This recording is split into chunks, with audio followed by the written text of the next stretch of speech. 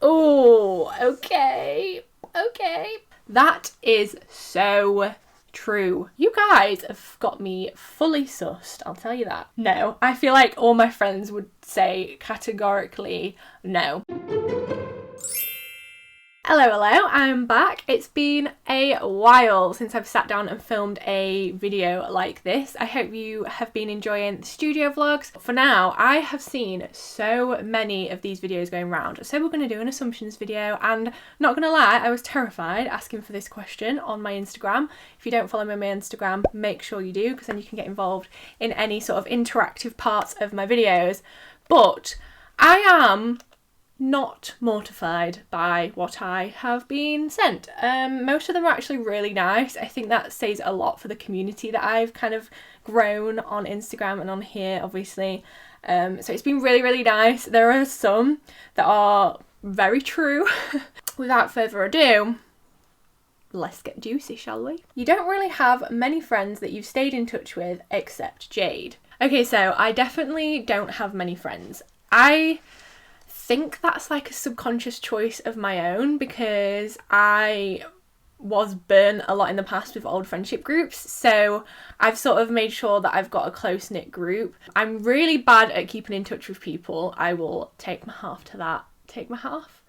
Admit it, whatever. But I do actually have a group of friends that I've kept in touch with. I keep in touch with pretty much all of the people I spoke to in third year of uni. All the people who used to come out with us on the nights out. I saw them in Lincoln a couple of weeks ago. I've seen them more over the past 3 months than I have in the past 2 years since I left uni.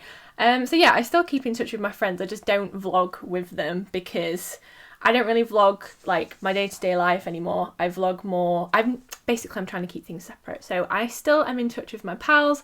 I'm doing weekly Zoom quizzes with them, with all the uni lot, and it's been really nice. So I don't have many friends, correct, but the ones I do have, I have been keeping in touch with them. You generally try to see the best in people. It goes both ways. Once I've warmed up to you, I'm generally gonna think like nothing else. I'm just gonna treat you as you treat me, see the best in you.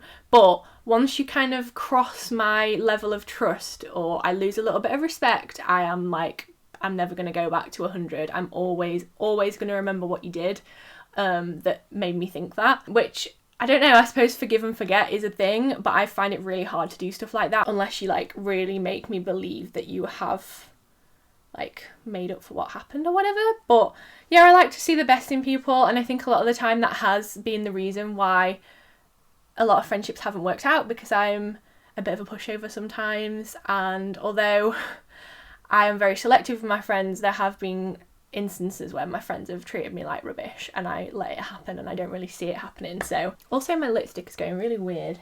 This is why I don't get ready. Like, has anyone actually been getting ready during quarantine? Because I had a bit of a phase and now I've spent the last 4 days with no makeup on. Now I have it on and I hate it. You say you don't give an F what people think, but you really do. Me too, honey. I do. I feel like everyone gives a crap at some point and to some level, but also at the same time, I'm getting so good at just being like, whatever, your opinion isn't important to me. I give a lot of craps about the people I care about, what they think about me. I'd much rather... Do you know, like, if my friend said I'd done something awful, I would never be able to forgive myself for it.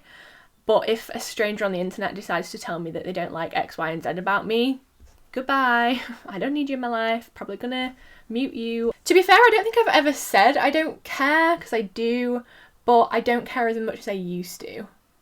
But it still gets to me. Obviously, if someone says something that proper hits a nerve, I'm gonna be like, ouch. Until I watched your videos, I thought you were ruthless when you ghosted me.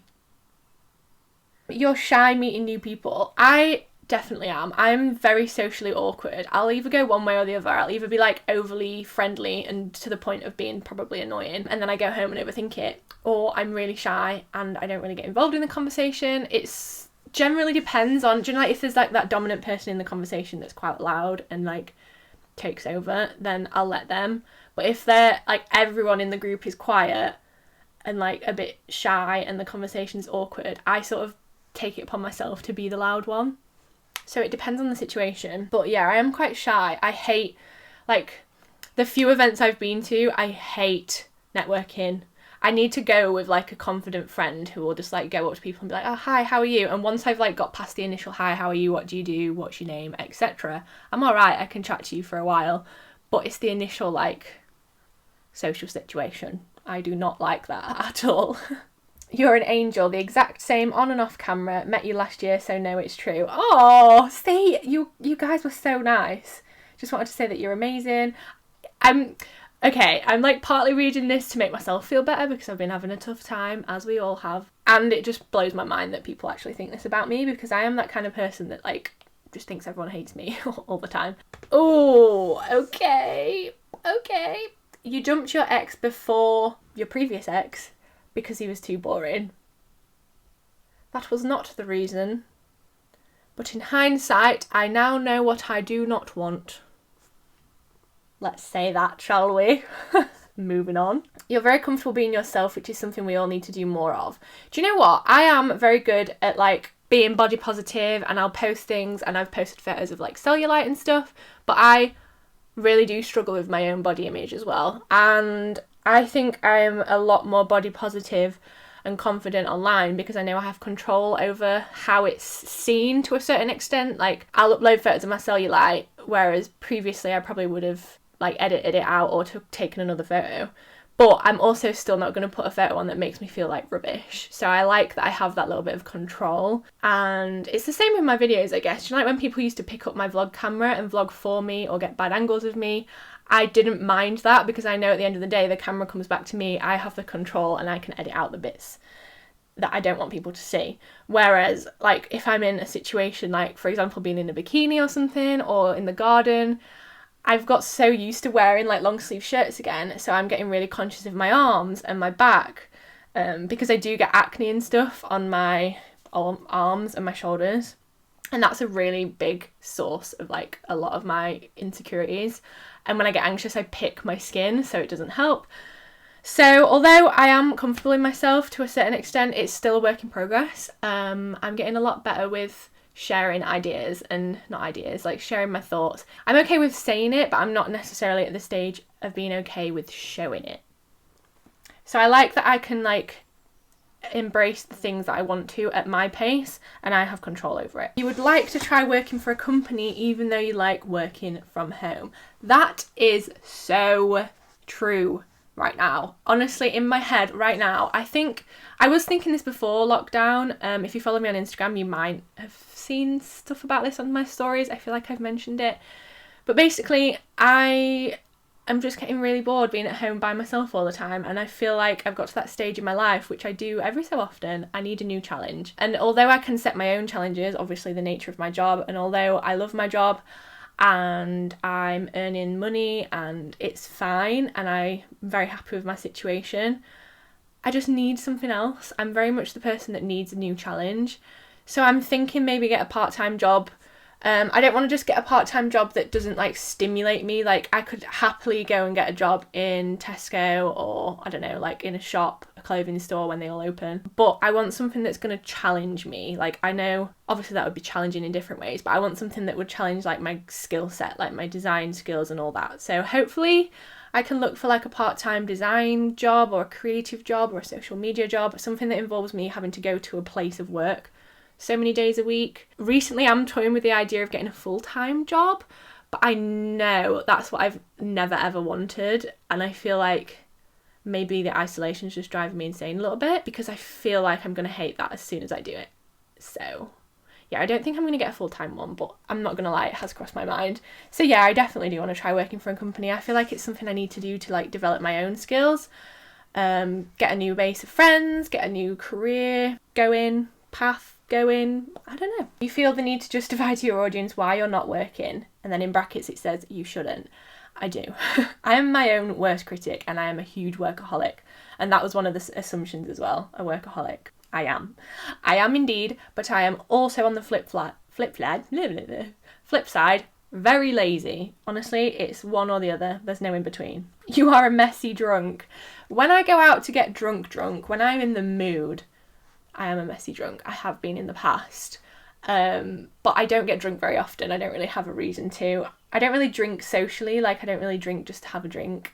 If I'm gonna drink, I'm gonna go to town. And I miss the uni nights out when we got very messy. Embarrassing, but messy. You regret sharing your past relationships online? No. That's a tricky one.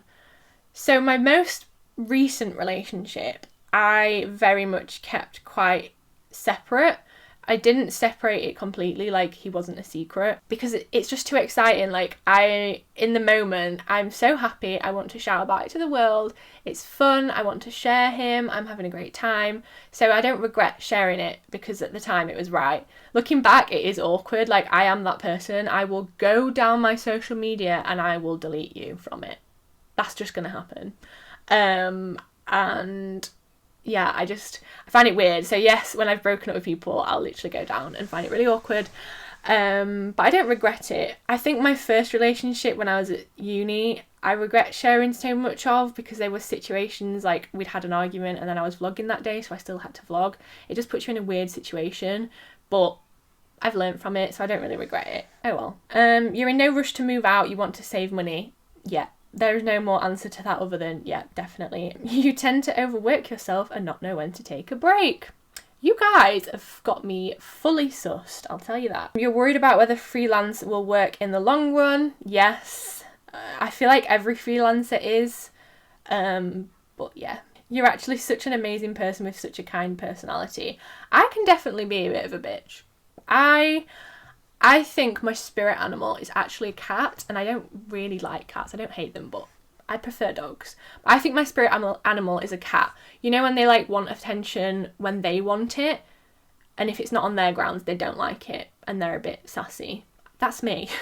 So I like to try and be a nice person. I'll make conscious efforts to like send my friends little note cards, check in on them, but I also am unintentionally a bit of a bitch sometimes, but I'm okay with that. That's just me.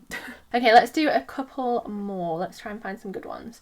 Uni was the best decision you made. I'm really interested in weighing up uni or just working. Uni was incredible. I was very hesitant to go to uni, but although it had many ups and downs and so many times where I just wanted to come home, the experience is something I can never like compare anything else to. I loved it so much and I would go back and start again tomorrow. You hardly get stuck with the design process. That is not true. I have done many a brief where I can't seem to get anywhere with it, and I spend days staring at it.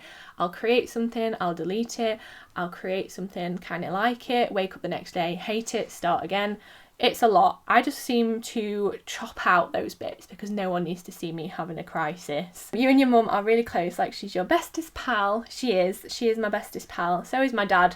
We've all got really close. We were all really close anyway, but we've got even closer during quarantine. It's been so nice just to like chill with them both.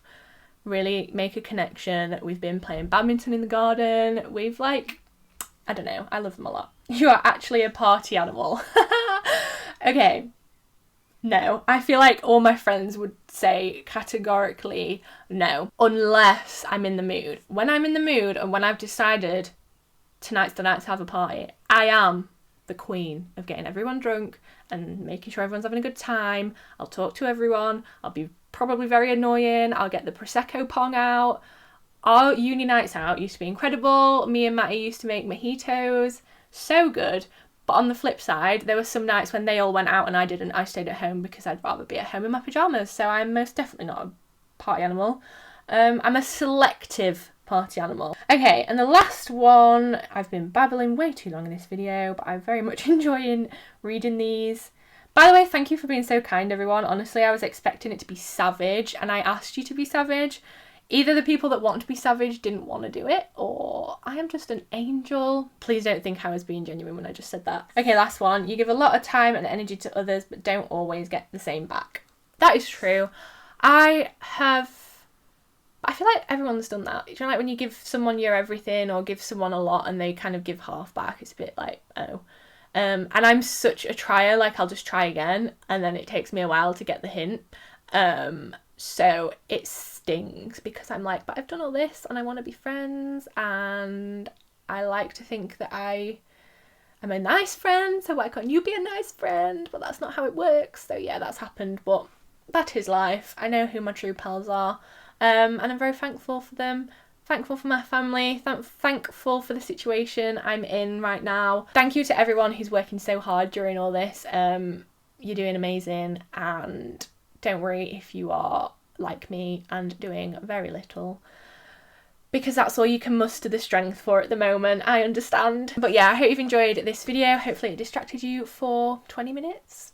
This is going to be long. Thank you very much, and I'll see you on Wednesday for another little studio vlog. Bye!